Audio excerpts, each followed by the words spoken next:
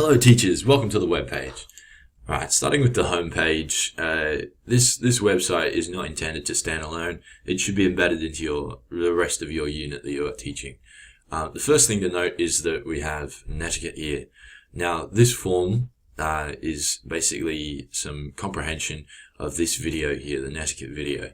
It's less than 2 minutes long. Students should watch it using earphones, perhaps in class, and then complete this. It'll be sent to sent to your email as being a teacher.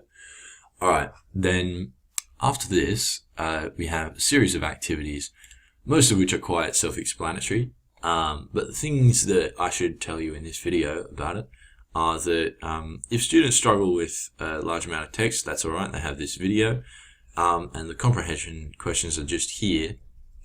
But this should be done before the other activities. It should inform the students' learning prior to going on to their vocabulary. It can be thought of as a pre-reading task in line with literacy research. All right, so there are some instructions provided just here, but I'm about to make a video which will go in this spot, giving the students instructions for the vocabulary learning. Now, there are 3 Quizlets for the 3 categories of vocabulary. They are embedded into the web page. If students choose to study it using the non-flashcard form, they've also got these ways of learning the vocabulary offered by Quizlet. And so there are some general guides of vocabulary or grammatical guidance just below as well. All right. So then the listening room. The listening room contains these 3. 1, 2, 3. 3 external pages. Now there are 5 parts to each, so 15. You may choose for all your students to complete all 15 of them, or if you like, you can select them. That's all up to you. It's quite simple, really. They have their own instructions embedded within the videos. Quite self-explanatory. Then the reading room. This is something which is probably best to be done in class. So what they should do is they should look at this diagram. Now, what we want the students to do is get used to reading extended passages.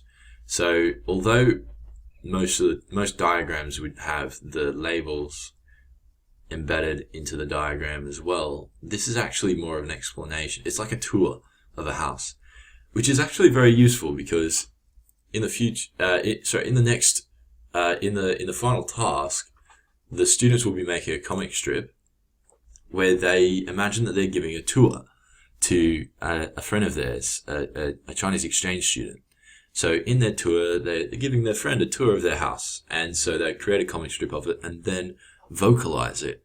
They create an audio description of that tour, and that will become their summative or formative assessment.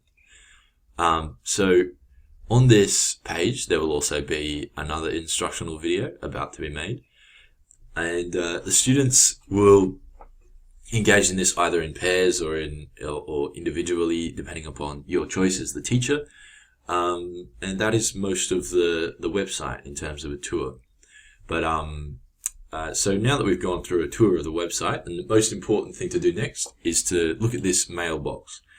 So the point of this mailbox is that the students, if they're being cyberbullied, can contact you anonymously. Not anonymously, but confidentially, so that their peers do not know. So, like, imagine Mrs. Teacher, email,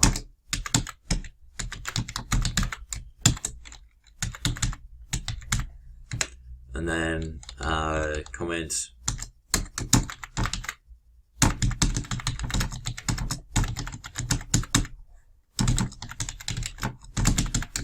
okay, so something might have happened on the web page.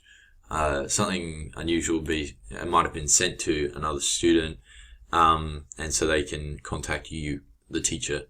So they will put your email in there. Okay, so that's linked with that. The students will have been instructed explicitly about this mailbox in the very first instructional video. There's not only the netiquette, which recommends that they do so. Here, if you're being cyberbullied, please contact your teacher, but also in this video. So the students will already know about that if they've watched both of these videos. Okay, so the last little bit of information that you need to know as a teacher for using this website is that when the students submit their audio file and their comic strip to the teacher, right, submitting it via the Google Drive folder that their teacher, that is you, has shared with those students. So you as a teacher, you'll create your own Google Drive folder. So I'll show you using my Google Drive how to do that if you're unfamiliar with that. If not, if you're already familiar with Google Drive, you can skip ahead a little bit in this video.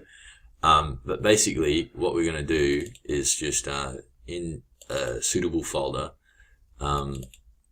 we just create a folder like this. So, sorry, I'll show you. So I've said, speaking of writing task submission box, as a teacher, I've created, obviously I'll have more than just 2 students in my class, but I'll create folders for each of them with their names on them. But then what I want to do is share them. But I want to share not with just a link, okay, because with a link anyone can edit that has that link. What I want to do instead is use this section. So I want to email, okay, so Jemima Thornberry is one of my students, and I say, I'm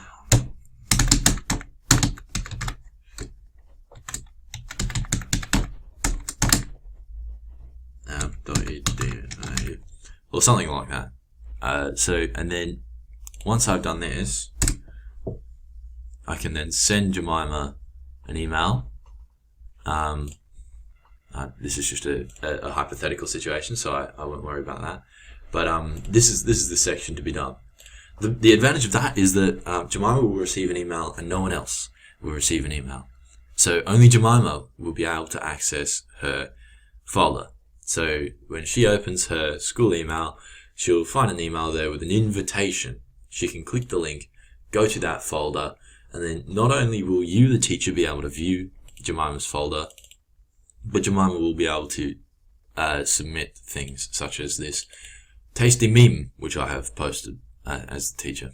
But anyway, yes, this is the major advantage of sharing a folder via Google Drive. All right, that's all you really